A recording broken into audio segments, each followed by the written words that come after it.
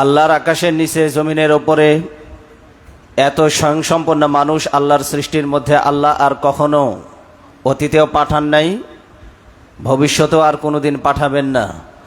এত বড় রাজনীতিবিদ, এত বড় সমরনায়ক, এত বড় সেনাপতি, দক্ষ, প্রাজ্ঞ, বিজ্ঞ মানব সৃষ্টির মধ্যে সর্বগুণে এবং সর্বজ্ঞানে গুণান্বিত একজন ব্যক্তি, যার কাছে মানবতা কিয়ামত পর্যন্ত ঋণী থাকবে, এমন মহামানবের জীবনী নিয়ে আমরা কথা বলবো।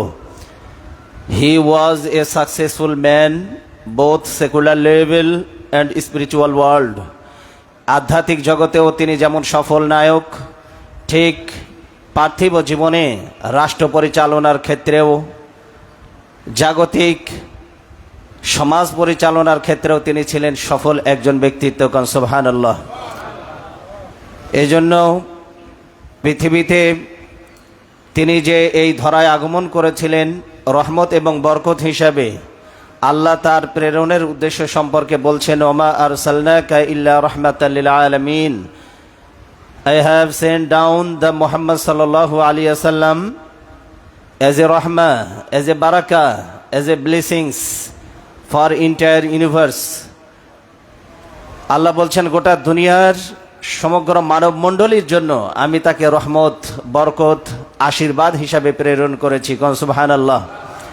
তিনি ছিলেন খুব কোমল স্বভাবের মানুষ। তিনি কি ছিলেন বলুন?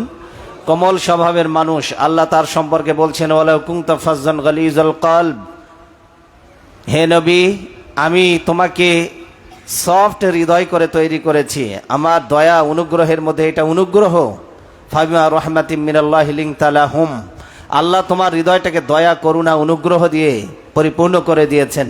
ওয়ালাউ কুনতা, যদি তুমি হতে ফাজ্জান গালিজাল কলব, রূঢ় স্বভাবের, কঠিন হৃদয়ের মানুষ যদি তুমি হতে, লাংফাদ্দু মিন হাউলিক, তাহলে তোমার আশেপাশে লোকেরা সমাগত হতো না। তোমার আশেপাশে লোকগুলি সব তোমার থেকে এড়িয়ে যেত, তোমার থেকে হারিয়ে যেত, তোমার কাছ থেকে দূরে সরে যেত। এই জন্য উনি এমন এক মহামানব ছিলেন, চারিত্রিক দিক থেকে তিনি এত সমুন্নত চরিত্রের ছিলেন যে মানুষ ওনার চরিত্রে পাগল হয়ে যেত, ওনার ব্যবহারে মুগ্ধ হয়ে মানুষ ওনার কাছে, মানুষেরা জমে যেত, কেউ তার থেকে বিচ্ছিন্ন হতো না।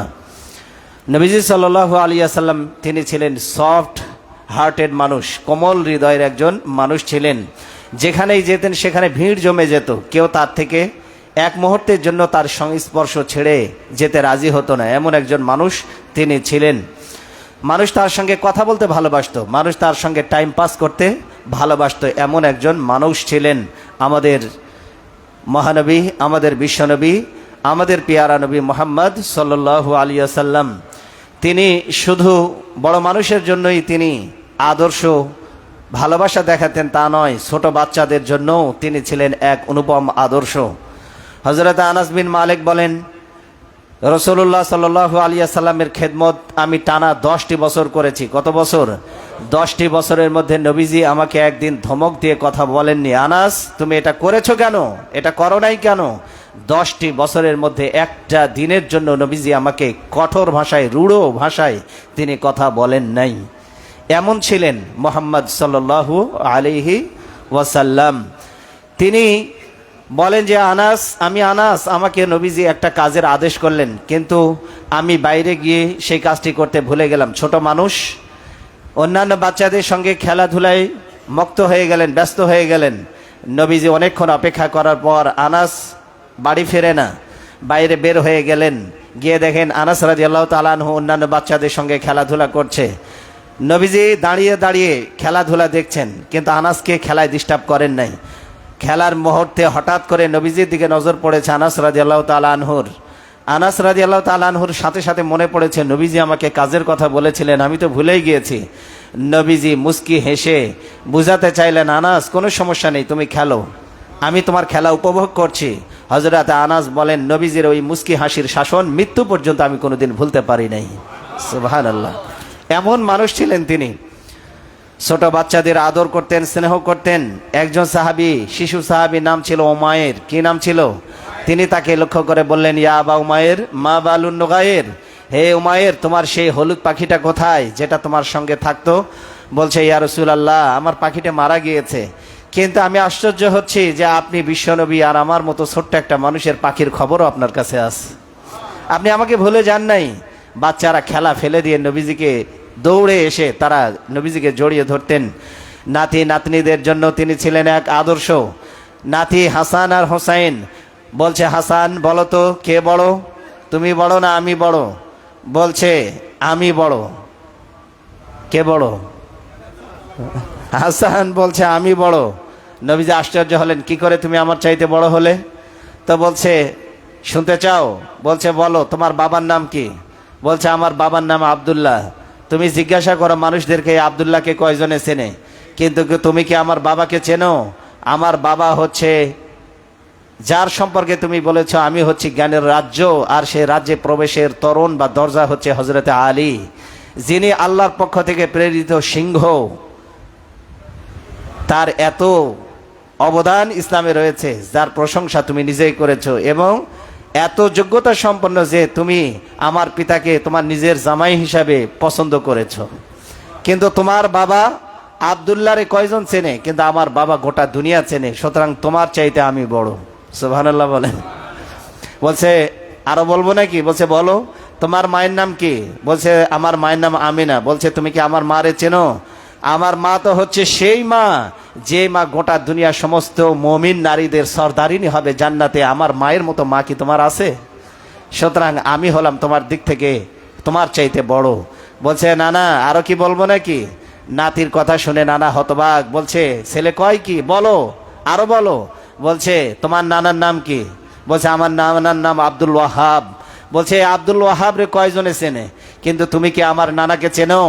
আমার নানা তো হচ্ছে সেই নানা সাইয়্যিদুল মুরসালিন, আশরাফুল আম্বিয়া, রাহমাতুল লিল আলামিন, সরওয়ারে দু আলম। আমার নানা গোটা দুনিয়া যার আকাশ চুম্বী জনপ্রিয়তা, আমার নানার মতো একটা নানা কি তোমার আছে? সুবহানাল্লাহি বিহামদিহি। নবীজি সাল্লাল্লাহু আলাইহি ওয়াসাল্লাম বুকের সঙ্গে জড়িয়ে ধরে তিনি কপালে গালে চুমু খেতে লাগলেন আর বললেন নানা সত্যি তুমি আমার চাইতে বড়, আজকে তোমার কাছে আমি হেরে গেলাম। নাতিদেরকে ভালোবাসতেন নবীজি সাল্লাল্লাহু আলাইহি ওয়াসাল্লাম। তিনি মাঝে মধ্যে নাতিদেরকে নিয়ে আনন্দ করতেন। তিনি ঘোড়া হয়ে যেতেন, আর হাসান হোসাইন রাদিয়াল্লাহু তাআলা আনহুমা তারা ঘোড়া হয়ে তারপরে ঘোড়ার সওয়ারি হয়ে নবীজির পিঠে চড়তেন। নবীজি সাল্লাল্লাহু আলাইহি ওয়াসাল্লাম ঘোড়া আর নাতি দুইজনে তারা হলো রাজা। ঘোড়া খেলতেন তারা। নবীজি সাল্লাল্লাহু আলাইহি ওয়াসাল্লাম যতক্ষণ তারা নিজের থেকে পিঠ থেকে নেমে না যেত ততক্ষণ পর্যন্ত তিনি তাদেরকে পিঠ থেকে নামিয়ে দিতেন না। প্রয়োজনে তিনি নামাজের মধ্যে সেজদাকে দীর্ঘ করতেন, কিন্তু তিনি কখনো বাচ্চাদেরকে পিঠ থেকে নামিয়ে দেননি। এমন মানুষ ছিলেন যেটা চারিত্রিক দিক থেকে অনন্য অসাধারণ একজন ব্যক্তিত্ব ছিলেন মুহাম্মদ সাল্লাল্লাহু আলাইহি ওয়াসাল্লাম। স্ত্রীদের সাথে ভালো ব্যবহার করতেন, সবার সাথে ভালো ব্যবহার করতেন। এই জন্যই আল্লাহ তাকে বলেছেন ওমা আরসালনাকা ইল্লা রাহমাতাল লিল আলামিন, আমি তোমাকে রহমত, গোটা দুনিয়ার জগৎ সমূহের জন্য রহমত হিসাবে প্রেরণ করেছি। স্ত্রীদের সাথে ভালো ব্যবহারই শুধু করতেন না, স্ত্রীরা তার চরিত্রে এতটাই মুগ্ধ ছিল। নবীজি সাল্লাল্লাহু আলাইহি ওয়াসাল্লাম স্ত্রীদেরকে নিয়ে সময় পেলেন বিনোদনের ব্যবস্থা করতেন। নবীজি স্ত্রীদেরকে ভালোবাসতেন, স্ত্রীরাও নবীজিকে দারুণভাবে তারা পছন্দ করতেন, ভালোবাসতেন। একবার নবীজি সাল্লাল্লাহু আলাইহি ওয়াসাল্লাম গোসল করছেন। গোসল করার সময় তিনি দেখতে পেলেন পানির মধ্যে দিয়ে রক্তের মতো কি যেন প্রবাহিত হয়ে যায়। তিনি জিজ্ঞাসা করলেন আয়েশা, রক্তের মতো পানির মধ্যে কি দেখা যায়? বললেন ইয়া রাসূলুল্লাহ, আপনি যখন গোসল করছিলেন, আপনি যখন তক্তার উপরে খাটিয়ার উপরে বসেছিলেন, অসতর্ক মুহূর্তে খাটিয়ার নিচে আমার একটা আঙ্গুল পড়ে গিয়েছিল, আঙ্গুল ফেটে মনে হয় রক্ত বেরোচ্ছে। নবীজি তাড়াতাড়ি করে তক্তার উপর থেকে উঠলেন, পা ব্যান্ডেজ করে দিলেন, আর বললেন আয়েশা তুমি এতক্ষণ বলো নাই কেন, তোমার তো কষ্ট হতো না? নবীজি সাল্লাল্লাহু আলাইহি ওয়াসাল্লামকে জবাব দেয় ইয়া রাসূলুল্লাহ, ওইটা তো আমার আঙ্গুল ফাটার যন্ত্রণায় যদি আমার কলিজাও ফেটে যেত, নবীজিকে আমি উঠতে বলতে পারতাম না। কি ভালোবাসতেন! নবীজিও ভালোবাসতেন তার স্ত্রীদেরকে, আর স্ত্রীরাও নবীজিকে ভালোবাসতেন দারুণভাবে।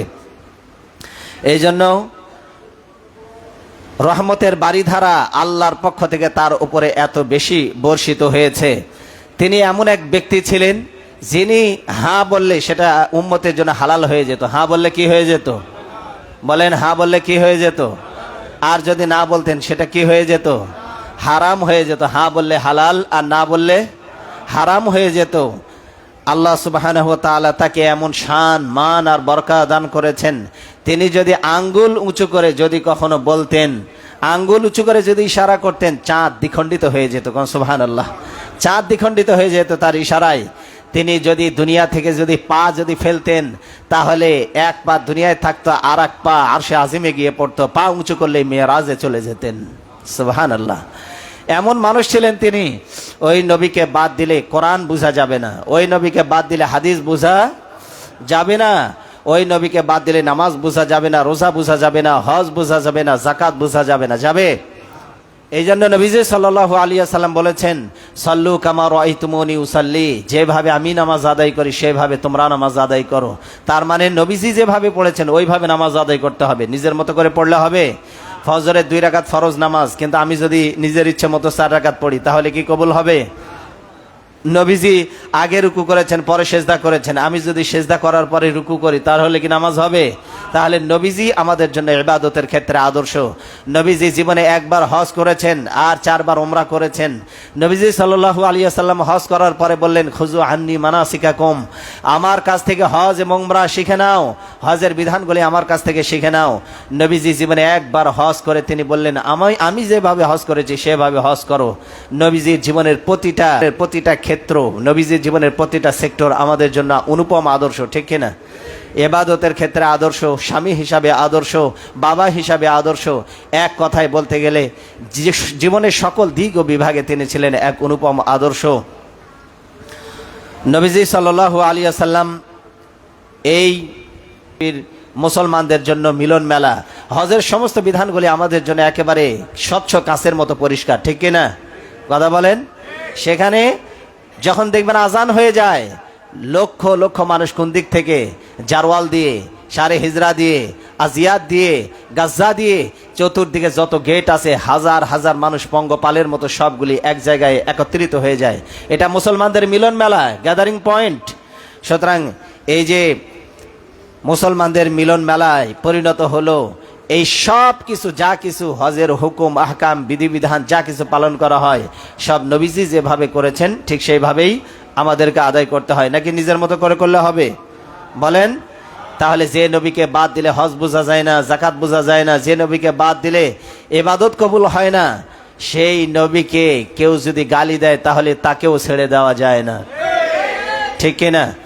ওই শাহবাগের প্রজন্ম চত্বর থেকে, ওই শাহবাগ থেকে যদি নবীজিকে কেউ যদি অসম্মান করে, কটূক্তি করে, তাহলে আলিয়া নাই, কওমি নাই, তাবলিগ জামাত নাই, ফুরফুরা নাই, সরসিনা নাই, সব ভেদাভেদ ভুলে গিয়ে কাঁধে কাঁধ মিলিয়ে, হাতে হাত মিলিয়ে, মুষ্টিবদ্ধ হাত ইসলামের দুশমনদের বিরুদ্ধে সবাই ঐক্যবদ্ধ ময়দানে নামার দরকার আছে না নাই? এই জন্য নবীজির কোনো অসম্মান মুসলমান বরদাস্ত করতে পারে না। এই জন্য বিশ্বনবীর অনুসরণ ছাড়া আল্লাহকে পাওয়া যায় না, আল্লাহর ভালোবাসা পাওয়া যায় না। আল্লাহ বলছেন, ইন কুনতুম তুহিব্বুনাল্লাহ ফাত্তাবিউনি, যদি আল্লাহ আমাদেরকে জানিয়ে দিচ্ছেন, নবীজিকে বলছেন, বলো ইন কুনতুম তুহিব্বুনাল্লাহ, তোমরা যদি আল্লাহকে ভালোবাসতে চাও, ফাত্তাবিউনি, আমার অনুসরণ করো। কি করতে হবে বলেন?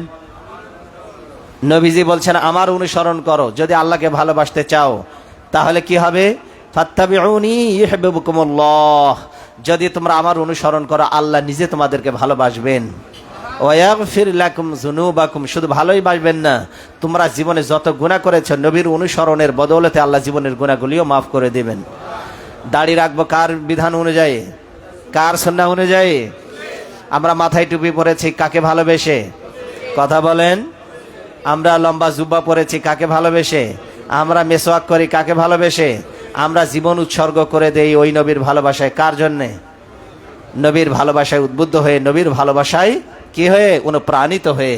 এই জন্য আল্লাহ এবং রসুল আমাদের সবচাইতে ভালোবাসার জায়গা, আল্লাহ এবং তার রসুল, ঠিক কিনা?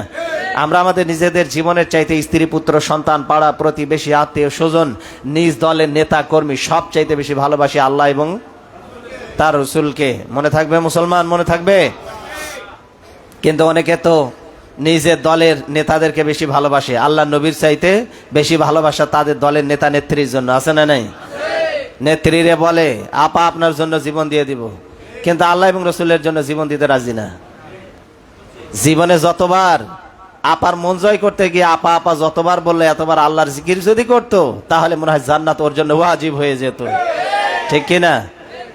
সুতরাং আপা বাদ দাও, নেতা নেত্রী বাদ দাও, আল্লাহ এবং রসুলের আল্লাহর আদর্শ, আল্লাহর কথা এবং রসুলের আদর্শই হবে আমাদের জীবনের জন্য মূল লক্ষ্য, ঠিক কিনা? আমাদের জীবনের একমাত্র পরম চাওয়া পাওয়া হলো লাস্ট ডেস্টিনেশন আল্লাহর ভালোবাসা নিয়ে জান্নাতে যাওয়া। এটাই আমাদের সফলতা, এটাই আমাদের সফলতা। সুতরাং রসুল্লাহর চরিত্র ছিল গোটা বিশ্বের সকল মানুষের জন্য রোল মডেল। তার চাইতে উন্নত চরিত্রের আর কোন মানুষ আছে? পৃথিবীতে যত বিশ্ব কাঁপানো মনীষী আছে, সব বিশ্ব কাঁপানো মনীষীদের সবার আদর্শ যদি এক জায়গায় করেন, আমার নবীর মতো আদর্শ কেউ কি দেখাতে পারবে? কথা বলতে হবে, পারবে? পৃথিবীর সব নেতারা বলে আমরা যা বলি তাই শোনো, আমরা যা করি তা দেখতে যাও না, বলে না? বলে না? নিজে চরিত্রের সার্টিফিকেট, এই যে যারা চাকরি প্রত্যাশী বিভিন্ন সময় চাকরির সার্টিফিকেট আনতে যায়, চারিত্রিক সার্টিফিকেট, কি সার্টিফিকেট? Character certificate. যে ক্যারেক্টার সার্টিফিকেটের উপরে সই করে সিগনেচার দেয়, যে চেয়ারম্যান, যে এমপি, মন্ত্রী, ওর নিজেরই বালাই নাই চরিত্রের, ও আবার আর একজনের চরিত্রের সার্টিফিকেট দেয়, আছে না নাই? এই জন্যই নেতাদেরকে বলতে শোনা যায় আমরা যা বলি তাই শোনো, যা করি তা দেখতে যাও না। কারণ ওদের চরিত্র ফুলের মতো পবিত্র, তাই তো? হ্যাঁ, যদি তা না হবে তাহলে অনুসারীরা পিছনে পিছনে স্লোগান দেয় কেন? অমুক ভাইয়ের চরিত্র ফুলের মতো পবিত্র। কিন্তু এই স্লোগানটা দেয়, আমি বলি এটা ভালোবেসে স্লোগান দেয় না, কারণ ও নিজেও জানে যে আমি যার পিছনে স্লোগান দিচ্ছি এ হলো এই এলাকার সবচেয়ে দুশ্চরিত্র আর লম্পট। কিন্তু এই স্লোগান দেয় কেন? এক প্যাকেট বিরিয়ানির জন্য, আছে না নাই? সুদখোর, ঘুষখোর, মদখোর, জুয়াড়ু, চাঁদাবাজ, এদের পিছনে এক কাপ চার জন্য স্লোগান দেয়, এক প্যাকেট সিগারেটের জন্য ইমান বিক্রি করে দেয়, এরকমের লোক আছে না নাই? তাহলে তুমি বিশ্বনবীকে নেতা হিসাবে মানতে পারো না, তোমার মুসলমানিত্ব নাই, তুমি নিজে তোমার ইমানে ক্যান্সার হয়ে গেছে। সুতরাং আমাদের নবীকে বলেন, আমাদের নবীকে, আমাদের নেতাকে মুহাম্মদ সাল্লাল্লাহু আলাইহি ওয়াসাল্লাম। অনেকে বলে হুজুর আপনারা নেতা বলেন কেন নবীজিকে? নবী হলেন নবী, তাকে নেতা বললে আমাদের এই নেতাদের মতো তাকে অসম্মান করা হয় না? নেতা মানে তো খারাপ জিনিস। কারো ধারণা হচ্ছে নেতা মানে কি সমাজের সবচেয়ে খারাপ, সেটা হলো নেতা। তো আমরা যদি নবীকে নেতা বলি তাহলে ওই দুশ্চরিত্র লম্পট নেতার মতো তো নবীকেও নেতা বলা হলো। আমি বলি নাউজুবিল্লাহি মিন যালিক। নেতা তো সেই ব্যক্তি যিনি জীবনে কোনোদিন মিথ্যে কথা বলেন নাই, যিনি জীবনে কোনোদিন চাঁদাবাজি করেন নাই, ঠকান নাই, ওজন কম দেন নাই, খাদ্যে ভেজাল দেন নাই, যিনি বলেছেন ও আমার স্ত্রীরা রাতের অন্ধকারে তোমরা আমার মধ্যে যা কিছু দেখতে পাও, দিনের আলোতে যা কিছু দেখতে পাও, সবগুলি খুলে খুলে মানুষের সামনে বলে দাও। পৃথিবীতে কে বলতে পেরেছে এত বড় কথা? কোন রাজনীতিবিদ বলতে পেরেছে? কোন নেতা বলতে পেরেছে? কোন দার্শনিক বলতে পেরেছে? কোন কবি, সাহিত্যিক, সাংবাদিক বলতে পেরেছে? পৃথিবীতে দেখাও একজন যে বলতে পেরেছে আমার দিন ও রাতের সারা জীবনের কর্মকাণ্ড যা কিছু দেখো সব মানুষকে বলে দাও। কে বলতে পেরেছে? তাহলে কিসের নেতা? নেতা সেই ব্যক্তি যিনি বলেছেন আমার চরিত্রের সব মানুষের সামনে বলে দাও। এত বড় কথা পৃথিবীতে আল্লাহর আকাশের নিচে জমিনের উপরে একজন মানুষে বলতে পারে নাই। সুতরাং তিনি হচ্ছেন আমাদের নেতা। তিনি কে? তার চরিত্রের সার্টিফিকেট গোটা দুনিয়ার কেউ দিক আর না দিক, বিশ্বনবীর চরিত্রের সার্টিফিকেট স্বয়ং আল্লাহ দিয়েছে। কে দিয়েছে? ওয়া ইন্নাকা লা আলা খুলুকিন আযীম। আল্লাহ বলছেন you are one a very good and standard character. আপনি পৃথিবীর সবচাইতে সেরা, অনুপম, উন্নত চরিত্রের উপরে প্রতিষ্ঠিত করেন। সুবহানাল্লাহ। সেরা এবং উন্নত চরিত্রের উপরে প্রতিষ্ঠিত তুমি। কে সার্টিফিকেট দিচ্ছেন? বলেন, কে সার্টিফিকেট দিচ্ছেন? পৃথিবীর আর কারো সার্টিফিকেট দরকার আছে? আমিক মানে গভীরতাকে বোঝানো হয়, আরিদ মানে প্রশস্ততাকে বোঝানো হয়, আজিম বলা হয় এমন গভীরতা যেটা মাপার ফিতা পৃথিবীতে আবিষ্কার হয়নি, আরিদ এমন প্রশস্ততাকে বোঝানো হয় যেটা মাপার যন্ত্র পৃথিবীতে আবিষ্কার হয়নি। ও নবী, তোমার চরিত্র এমন, পৃথিবীতে তোমার চরিত্র মাপতে পারে এমন যন্ত্র পৃথিবীতে আবিষ্কার হয় নাই। সুবহানাল্লাহ। কি চরিত্র? এমন চরিত্রের মানুষ আপনার নেতা যদি না হয়, লুচ্চা লম্পট বাটপাট যদি হয় আপনার নেতা, তাহলে ওই নেতা স্লোগান দেবে জাহান্নামে যাওয়ার সময়, আর আপনি হবেন তার অনুসারী, স্লোগান দিয়ে একই জাহান্নামে একসাথে ঝাঁপ দেবেন। ঠিক না? কারণ সাদাবাজ, রংবাজ, মানুষের উপর জুলুমকারী, মানুষ হত্যাকারী, সে তো জান্নাতে যাবে নাকি? তাহলে যারা তার সমর্থন করে, যারা পিছনে পিছনে ঘরে, যারা ভোট দিয়ে নেতা বানিয়েছে, ও যদি জাহান্নামে যায় তাহলে অনুসারীরা তো জান্নাতে যাবে নাকি? কেন বুঝো না মুসলমান? কেন বুঝো না? এই জন্য বিশ্বনবীর আদর্শ অনুসরণ করার দরকার আছে না নেই? যার চরিত্রের একবারে মাথা থেকে নিয়ে শুরু করে পা পর্যন্ত একটা কালো দাগ বসাতে পারে পৃথিবীর কারো ক্ষমতা নেই। অনেকে বলে, হুজুর নবীজি সাল্লাল্লাহু আলাইহি ওয়াসাল্লাম এতগুলি বিয়ে করেছে কেন? আমি বলি, এই প্রশ্ন তোলার আগে তোমার ঈমান আগে নবায়ন করে নাও। কারণ নবীজি সাল্লাল্লাহু আলাইহি ওয়াসাল্লাম তার জৈবিক চাহিদা মেটানোর জন্য যদি বিয়ে করতেন তাহলে আরবের সবচাইতে সুন্দরী আর কুমারী নারীদেরকে বিয়ে করতে পারতেন। কিন্তু তিনি যতগুলি বিয়ে করেছেন একটা মাত্র কুমারী নারী ছিল, আর সবগুলি বিধবাকে তিনি বিয়ে করেছেন। পিছনে ছিল ইসলামের বিরাট উদ্দেশ্য, কিছু ছিল রাজনৈতিক পলিটিক্যাল কারণে তিনি বিয়ে করেছেন, কিছু করেছেন ইন্টেলেকচুয়াল কারণে, আর কিছু করেছেন রিলিজিয়ান পারপাজে। এটা তোমাকে বুঝতে হবে। নির্বোধ বোকা, তুমি বিশ্বনবীর জীবনী পড়ো নাই। এই জন্য মূর্খেরা, ইসলামের দুশ্মনেরা যে অভিযোগ নবীজির বিরুদ্ধে করেছে, তুমিও সেই অভিযোগ করেছো। এই জন্য নবীজির চরিত্রের মধ্যে প্রশ্ন তুলতে পারে এমন কোন ক্ষমতা পৃথিবীর কারো আছে? বলেন, আছে কারো? নবীজি সাল্লাল্লাহু আলাইহি ওয়াসাল্লাম তিনি তার স্ত্রীদের কাছে ছিলেন উন্নত চরিত্রের অধিকারী। বলেন, মানুষটা ভালো না খারাপ? একটা মানুষ ভালো না খারাপ এটা বলতে পারে সবার আগে কে বলতে পারে? তার স্ত্রী বলতে পারে লোকটা ভালো না খারাপ। এটা স্ত্রীর চাইতে ভালো পৃথিবীতে আর কেউ? বলেন, কেউ জানে? কেউ জানে না একজন স্বামী ভালো না খারাপ। আপনি যদি বলেন, বউ আজকে রাতে স্বপ্ন দেখলাম জিবরাইল আমার কাছে এসে বলল আমি নাকি পীর, সুতরাং তুমি সবার আগে মুরিদ হও। বউ বলবে, তুমি কি পীর নাকি শয়তানের খালাতো ভাই? এটা কেউ জানুক আর না জানুক আমি জানি, ঠিক কিনা? ধান্দাবাজি এখানে না করে বাইরে যায় করো, বলবে না? বলবে না? বলেন, বলবে না? বলবে না? কিন্তু পৃথিবীতে একজন মানুষ যিনি তার চরিত্রের সার্টিফিকেট স্ত্রীদের কাছ থেকে পেয়েছেন, তিনি বলছেন, আয়েশা রাদিয়াল্লাহু তাআলা আনহার কাছে জিজ্ঞাসা করা হয়েছে নবীজির চরিত্র কেমন ছিল। আয়েশা রাদিয়াল্লাহু তাআলা আনহা জবাব দিলেন, কানা খুলুকুহুল কোরআন।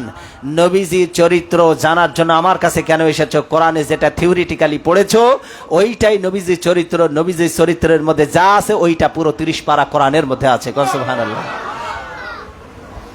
এই জন্য রসুলের আরো একজন স্ত্রী ছিলেন উম্মু সালামা। কি নাম ছিল? এই উম্মে সালামা রাদিয়াল্লাহু তাআলা আনহা, তিনি নবীজির ব্যাপারে বলছেন, কি বলছেন? যে ইনদামা ইয়ামশি রাসূলুল্লাহ সাল্লাল্লাহু আলাইহি ওয়াসাল্লাম আলাল আরদ কাআন্নাল কোরআন ইয়ামশি আলাই। নবীজি সাল্লাল্লাহু আলাইহি ওয়াসাল্লাম যখন জমিনের উপর দিয়ে হেঁটে যেতেন মনে হতো জীবন্ত একটা কোরআন জমিনের উপর দিয়ে হেঁটে যাচ্ছে। সুবহানাল্লাহ। জীবন্ত একটা চলমান কোরআন নবীজিকে বলতো যে জীবন্ত একটা কোরআন হেঁটে যাচ্ছে। নবীজিকে জানার জন্য কোরআনের দিকে তাকাও, যা কোরআনে আছে ওইটাই নবীজির চরিত্র। সুবহানাল্লাহ। 23 বছরের জীবনে কোরআনটা জীবনে প্রতিফলন করে দেখিয়েছেন কিভাবে কোরআনকে অনুসরণ করতে হয়। এই জন্য নবীজির চাইতে উন্নত চরিত্রের আর পৃথিবীতে কোনো মানুষ আসবে না। এই নবীজি সাল্লাল্লাহু আলাইহি ওয়াসাল্লামের স্পেশাল কিছু মর্যাদা আল্লাহ দিয়েছেন যা পৃথিবীর কোনো নবীকে দেন নাই। সুবহানাল্লাহ বলেন। স্পেশাল কিছু স্ট্যাটাস মর্যাদা আল্লাহ শুধু মুহাম্মদ সাল্লাল্লাহু আলাইহি ওয়াসাল্লামকে দিয়েছেন, পৃথিবীর কোনো নবীকে বলেন কোনো নবীকে দেন নাই। শুনবেন সেই মর্যাদাগুলো কি? শুনবেন। 1 নম্বর, মুহাম্মদ সাল্লাল্লাহু আলাইহি ওয়াসাল্লাম ছিলেন এমন নবী যার সিনা সাক, শাক্কে সদর এটাকে আরবিতে বলা হয়, এটাকে উর্দুতে বলা হয় সিনা সাক, আর এটাকে বলা হয় ইংলিশে ওপেন হার্ট সার্জারি। কি বলা হয়? Open heart surgery. মানুষের বুকটাকে ফেড়ে হার্ট বের করে এরপরে রিং পরায় দেয়, আছে না নাই? এই যে আমরা যে খাবারগুলি খাই, জন্মের খাওয়া খাই, শুরুতেও বিসমিল্লাহ নাই, শেষেও আলহামদুলিল্লাহ নাই, খায় আর বলে স্বাদের লাউ বানাইলো বৈরাগী, আছে না নাই? 4 আঙ্গুল বাদ দিয়ে সবগুলি মনে হয় পেট, সমানে ছাগলের মতো চাবায়, আল্লাহর নাম নাই, বাম হাত দিয়ে খায়, আছে না নাই? এই রকমের মানুষ জন্মের খাওয়া খায়, চর্বি জমে যায়, হার্টে রক্ত চলাচল বন্ধ হয়ে যায়, এরপরে তার এনজিওগ্রাম করতে হয়, এরপর ওপেন হার্ট সার্জারি করার জন্য ডাক্তাররা বলে রিং পরাতে হবে, রক্ত সঞ্চালনের জন্য আবার ব্যবস্থা করতে হবে। বলেন এই রগ আপনি কোত্থেকে? গরুর রগ লাগালে হবে? ছাগলের রগ লাগালে হবে? তাহলে এই রগ আপনাকে কে দেবে? আর নিজের জীবন ক্ষতি করে আপনাকে রগ কে দেবে? এই জন্য আল্লাহ সুবহানাহু ওয়া তাআলা প্রত্যেকটা মানুষের রানের মধ্যে স্পায়ার কিছু রগ, অতিরিক্ত কিছু রগ রেখে দিয়েছেন। ডাক্তাররা হার্ট ওপেন হার্ট সার্জারি যখন করে তখন ওই ব্লকেট ওই রগটাকে ফেলে দিয়ে রানের ভিতর থেকে, উরুর ভিতর থেকে রগ বের করে আবার নতুন করে তার হার্টের সঙ্গে লাগিয়ে রক্ত সঞ্চালনের ব্যবস্থা করে দেয়। সুবহানাল্লাহ। আল্লাহ একটা করে দিতে পারতেন, আমাদের প্রত্যেকটা জিনিস দিয়েছেন ডাবল ডাবল। চোখ একটা হলেও দেখা যায় না, যায় না? বলেন, একটা হলেও দেখা যায় না, যায় না? যাদের এক চোখ কানা তারা কি চলতে পারে না, পারে না? আপনার একটা চোখ হলে চলে, আল্লাহ দিয়েছেন দুইটা কানের মধ্যে একটা কান হলেও চলে, কিন্তু কান যদি আপনার না থাকে আপনি ভারসাম্য রক্ষা করতে পারবেন না। কথা কি বুঝতে পারছেন? আপনার পা, আপনি কি জানেন আপনার পায়ের মধ্যে যে গোড়ালি দিয়েছে, আপনার পায়ের মধ্যে যে টাকনু আছে, এগুলি আল্লাহ কেন দিয়েছে? আপনার পায়ের মধ্যে যে নখগুলি আছে, এই যে যাদের পায়ের আঙ্গুলগুলি নেই এরা জমিনে দাঁড়াতে পারবে না। দুইটা পায়ের যদি সামনের দিক থেকে কেটে ফেলে দেন দাঁড়াতে পারবে না, পড়ে যাবে। আল্লাহ আপনার পাকে স্থির রেখেছেন, এমনভাবে মেকানিজম করেছেন, ওই মেকানিজমগুলি যদি আল্লাহ না দিতেন আপনি যত হাঁটতেন সামনে না গিয়ে পিছনের দিকে যেতেন। এমন করে আল্লাহ সৃষ্টি করেছেন। আপনার অনেকগুলি আওয়াজ চতুর্দিক থেকে আসে, এতগুলি আওয়াজ সব একসাথে কানের মধ্যে ঢুকলে প্রায় আপনার কান ব্লাস্ট হয়ে যেত। এর ডেসিবলের এত হাই রেঞ্জের হতো যে আপনার কানের পর্দা ফেটে আপনি মারা যেতেন। কিন্তু যত জোরে আওয়াজ হোক না কেন, মৃদু করে এটাকে আওয়াজ ভেঙে ভেঙে আপনার কানের মধ্যে শোনার ব্যবস্থা কে করে দেয়? বলেন, কে করে দেয়? আপনার কানের মধ্যে দেখবেন পোকামাকড় গর্ত যেখানে সেখানে ঢুকে যায়, আছে না নাই? কিন্তু আপনার কানের মধ্যে দেখবেন কোনো বিষাক্ত প্রাণী আপনি যখন ঘুমিয়ে থাকেন তখন এসে ঢোকে না। কেন ঢোকে না? কানের মধ্যে এমন কিছু পদার্থ আল্লাহ রেখেছেন যার দুর্গন্ধে, ওই পোকামাকড়ের জন্য এটা দুর্গন্ধযুক্ত, পোকামাকড় ওর বিষক্রিয়ায় ও দুর্গন্ধের কারণে কানের মধ্যে ঢোকে না। এই লিকুইড, এই জেলিগুলি আল্লাহ আপনার কানের মধ্যে দিয়ে রেখেছেন। সব কিছুতে আপনি সায়েন্স যত কিছু আবিষ্কার করেছে সব কিছুর পিছনে আর রয়েছে ইসলামের অবদান। এই যে ওপেন হার্ট সার্জারি নবীজিকে করা হয়েছে, প্রথম সিনা সাক হয়েছে যখন হালিমাতু সাদিয়ার বাসায় যখন দুধ পান করতে গিয়েছিলেন, সেই সময় তাকে ওপেন হার্ট সার্জারি করা হয়েছিল প্রথম। নবীজি সাল্লাল্লাহু আলাইহি ওয়াসাল্লাম অন্যান্য বাচ্চাদের সঙ্গে যখন ছাগল চড়াতে গিয়েছে, ছাগল চড়ানোর সময় জিবরাইল আমিন এসে নবীজিকে ধরে ফেললেন, এরপরে তাকে চিৎ করে শুইয়ে তার বুকটাকে ফেড়ে ফেললেন। অন্যান্য রাখাল ছেলে যেগুলি ছিল ভয়ে দৌড় দিয়ে হালিমার কাছে চলে গিয়েছে, বলছে, হালিমা, তোমার সন্তান মোহাম্মদকে একজন লোক এসে হত্যা করেছে, তুমি দ্রুত চলো। গিয়ে দেখলেন যে জিবরাইল আমিন তার আগেই তার কলিজা, তার এই যে হাড়টাকে বের করে জমজমের পানি দ্বারা ধৌত করে সোনার পাত্রে রেখে দিয়েছেন। সুবহানাল্লাহ। এরপরে আবার জায়গায় স্থাপন করে আবার ওটাকে সেলাই করে দিয়েছে। হালিমাতু সাদিয়া রাদিয়াল্লাহু তাআলা আনহা দৌড়ে চলে আসলেন শিশু মোহাম্মদ তাকে বাঁচানোর জন্য। এসে দেখেন মুহাম্মদ সাল্লাল্লাহু আলাইহি ওয়াসাল্লাম দাঁড়িয়ে আছেন। সুবহানাল্লাহ। কিন্তু তার চেহারাটা বিবর্ণ হয়ে গিয়েছে ভয়ে। নবীজি সাল্লাল্লাহু আলাইহি ওয়াসাল্লামের সাহাবী আনাস ইবনে মালিক বলেন, আমি নবীজিকে দেখেছি তার বুকের মধ্য দিয়ে এই যে গলার নিচ থেকে নিয়ে শুরু করে নাভি পর্যন্ত পুরোটা চিকন কাটার একটা দাগ আমি দেখতে পেয়েছি। সুবহানাল্লাহ। এই ওপেন হার্ট সার্জারি ডাক্তাররা, বিজ্ঞানীরা আবিষ্কার করেছে মুহাম্মদ সাল্লাল্লাহু আলাইহি ওয়াসাল্লামের এই শাক্কে সদর থেকে।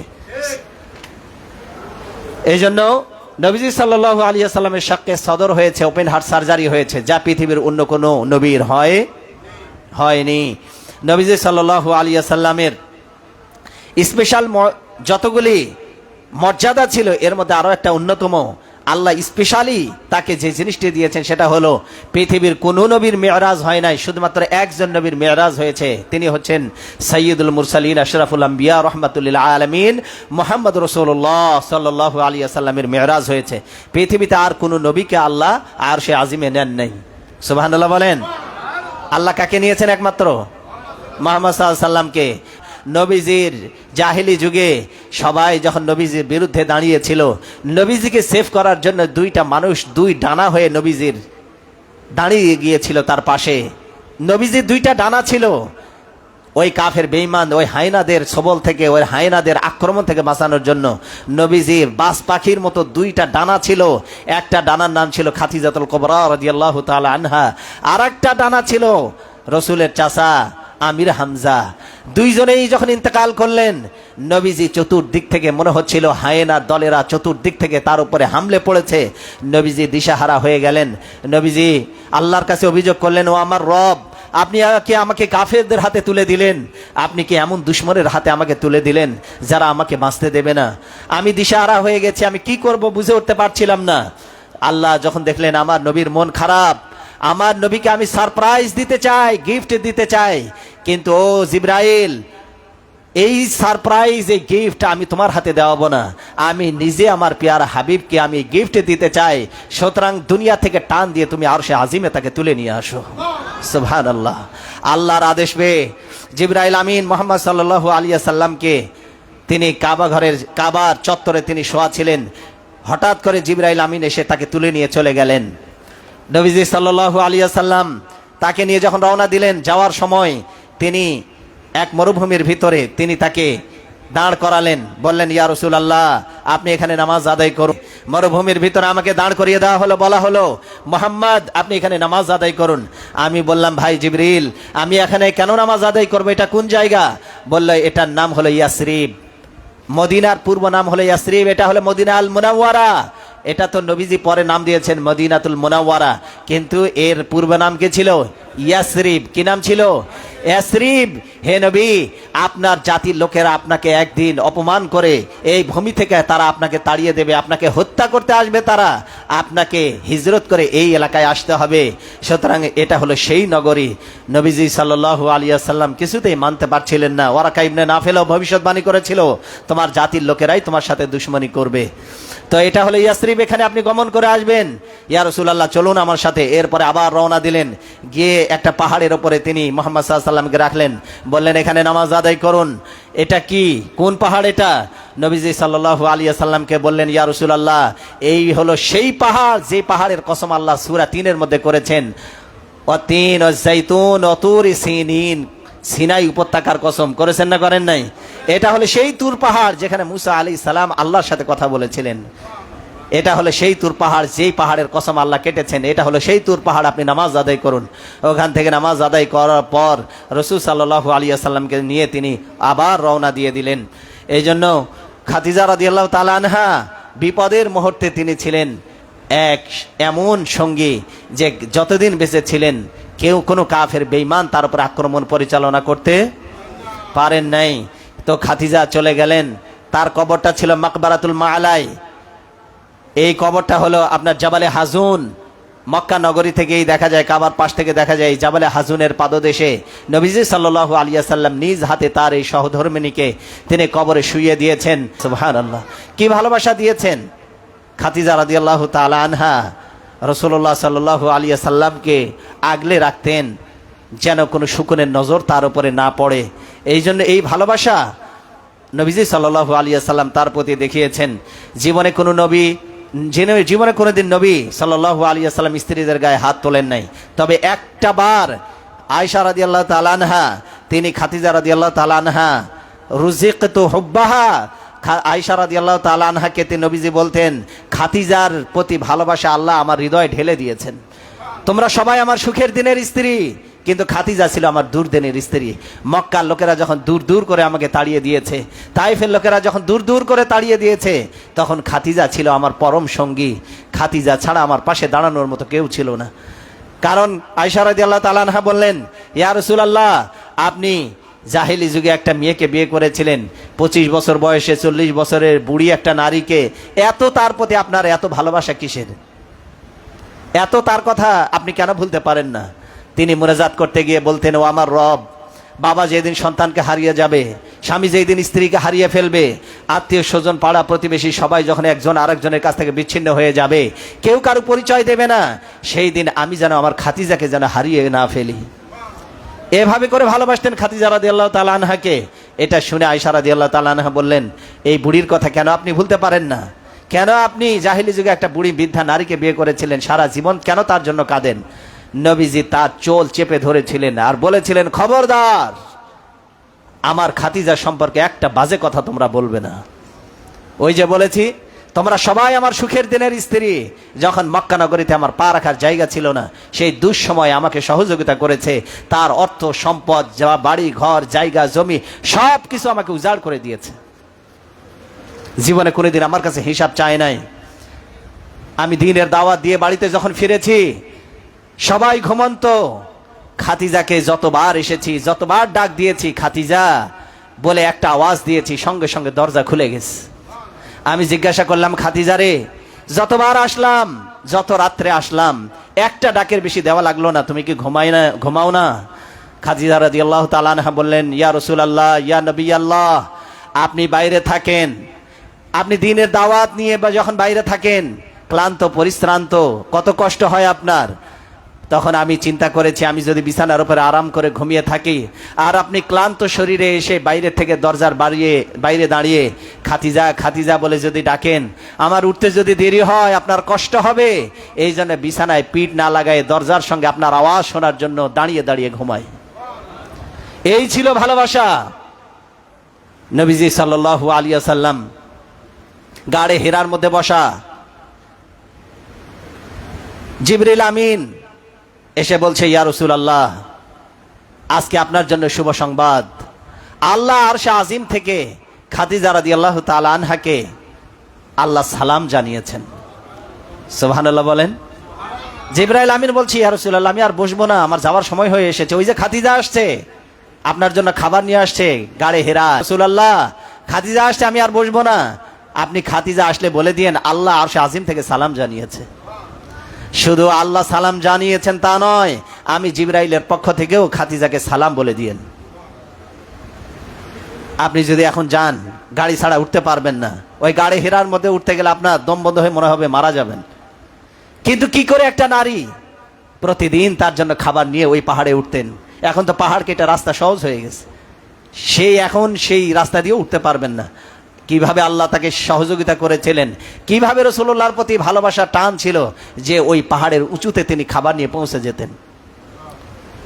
এই ছিল বিশ্বনবী সাল্লাল্লাহু আলাইহি ওয়াসাল্লামের, তার পরিবারের প্রতি সদাচরণ, মানুষের প্রতি সদাচরণ, মানুষের প্রতি দয়া, বাচ্চাদের প্রতি দয়া, কৃষক, শ্রমিক, কুলি, মজুর, জেলে, নাপিত, তাপি, ধোপা, কারু প্রতি তিনি অবিচার করেননি, সকলের প্রতি তিনি সুবিচার করেছেন। ঠিক কিনা? কথা বলেন ঠিক কিনা? নবীজি সাল্লাল্লাহু আলাইহি ওয়াসাল্লাম 3 নম্বরে তার একটা বৈশিষ্ট্য ছিল সাহিবুশ শাফাআহ, তিনি হলেন সুপারিশের অধিকারী। কিসের অধিকারী? প্রত্যেকটা নবীকে একটা করে দোয়া কবুল হবে এই অধিকার আল্লাহ দিয়েছিলেন। প্রত্যেকটা নবী একটা করে দোয়া করবে, কবুল হবে এই প্রতিশ্রুতি আল্লাহ দিয়েছিলেন। কিন্তু সব নবীরা দুনিয়াতে বিপদের মুহূর্তে সেই দোয়াগুলি কাজে লাগিয়েছে। কিন্তু নবীজি যতবার ওই দোয়া করতে চেয়েছেন তার মাথায় এসেছে, আমি যদি এই দোয়াটা দুনিয়াতেই করে ফেলি, কিয়ামতের দিন আমার গুনাহগার উম্মতেরা বিপদে পড়ে যাবে। আমি এই দোয়াটা দুনিয়াতে করব না, এই দুনিয়াটা আমি কিয়ামতের দিন করব। লিকুল্লিন নাবিয়্যিন দাওয়াতুন মুস্তাজাবা, একটা করে দোয়া, দোয়া করলেই কবুল হবে এমন কবুলযোগ্য একটা করে দোয়া প্রত্যেক নবীকে দেওয়া হয়েছে। সব নবীরা দুনিয়াতে ওই দোয়া করে ফেলেছে, কিন্তু আল্লাহর হাবিব এই দোয়া করেন নাই। কিয়ামতের দিন সবাই যখন নবীর কাছে ছুটাছুটি করতে থাকবে, আদম থেকে, ইব্রাহিম থেকে, মুসা থেকে, ইব্রাহিম থেকে শুরু করে ঈসা আলাইহিস সালাম পর্যন্ত সব নবীদের কাছে ধন্না দেবে, আল্লাহর কাছে একটু সুপারিশ করুন, আমাদেরকে বাঁচান। নবীজি সাল্লাল্লাহু আলাইহি ওয়াসাল্লাম বলেন, ঈসা আলাইহিস সালাম বলবেন, সব নবীদের কাছে দৌড়াই কোনো লাভ নাই, আজকে কথা বলতে পারে কেবলমাত্র সাইয়্যিদুল মুরসালিন আশরাফুল আম্বিয়া রাহমাতুল লিল আলামিন, তার সামনে কথা বলতে পারে কেবলমাত্র মুহাম্মদ রাসূলুল্লাহ সাল্লাল্লাহু আলাইহি ওয়াসাল্লাম। কেউ কথা বলতে পারবে না, চোখ উঁচু করে তাকাতে পারবে না। আল্লাহর হাবিবের কাছে হাসরবাসীরা যখন আসবে, সব হাসরবাসীদেরকে নিয়ে নবীজি সাল্লাল্লাহু আলাইহি ওয়াসাল্লাম রওনা দেবেন, চলো আল্লাহর কাছে আজকে আমি বলি, তোমাদের পক্ষ হয়ে আল্লাহর কাছে সুপারিশ করব। আমি যেই দোয়াটা আমি দুনিয়াতে করি নাই, আল্লাহর কাছে সেই দোয়াটি আজকে করব। আল্লাহর হাবিব বলেন, মাকামে মাহমুদে আমি সেজদায় পড়ে যাব। কত কাল চলে যাবে এই সেজদায় আমি জানি না। ফাইল হিমুনি মাহমিদা, আল্লাহ প্রশংসা সূচক বাক্য আমার উপরে নাজিল করবে। ওই প্রশংসা সূচক বাক্য দিয়ে আল্লাহর প্রশংসা করতেই থাকবো আর কাঁদতেই থাকবো। অবশেষে আল্লাহ বলবে, হাবিব তোমার চোখের পানি আমার সহ্য হয় না, ইরফা রাসাক, মাথা তোলো, সালতুতা, কি চাই তোমার বলো, তুমি যা চাইবে আজকে আমি কবুল করে নেব। আল্লাহর হাবিব বলবেন, আল্লাহ আমি দেখতে পাচ্ছি আমার গুনাহগার উম্মতদেরকে জাহান্নামে তোমার ফেরেশতারা টেনে হিঁচড়ে নিয়ে যাচ্ছে। আল্লাহ বলবেন, ও হাবিব আমি ওয়াদা দিচ্ছি তোমাকে যে তুমি যার জন্য আজকে সুপারিশ করবে তাকে আমি কবুল করে মাফ করে আমি তাকে জান্নাত দিয়ে দেব। সুবহানাল্লাহ। সাহিবুশ শাফাআহ, তিনি ছাড়া আর কেউ সুপারিশ করতে পারবে না। বলেন, তিনি ছাড়া আর কেউ সুপারিশ করতে।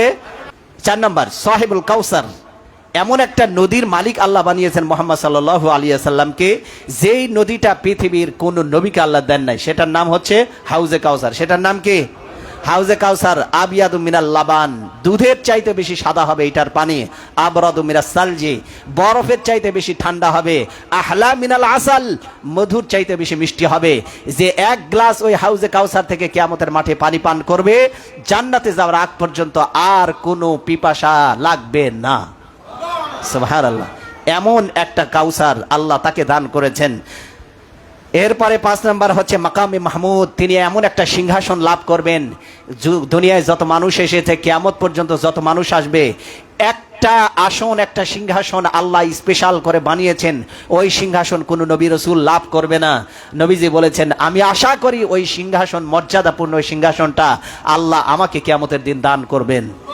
ওই সিংহাসনটা আসলে কোথায়? কেউ বলেছে জান্নাতের ভিতরে স্পেশাল সিংহাসন, কেউ কেউ বলেছে না, ওইটা হলো আল্লাহর আরশের পাশেই একটা সিংহাসন, যেটা আল্লাহ নিজে স্পেশালি বানিয়েছেন মুহাম্মদ সাল্লাল্লাহু আলাইহি ওয়াসাল্লামের জন্য।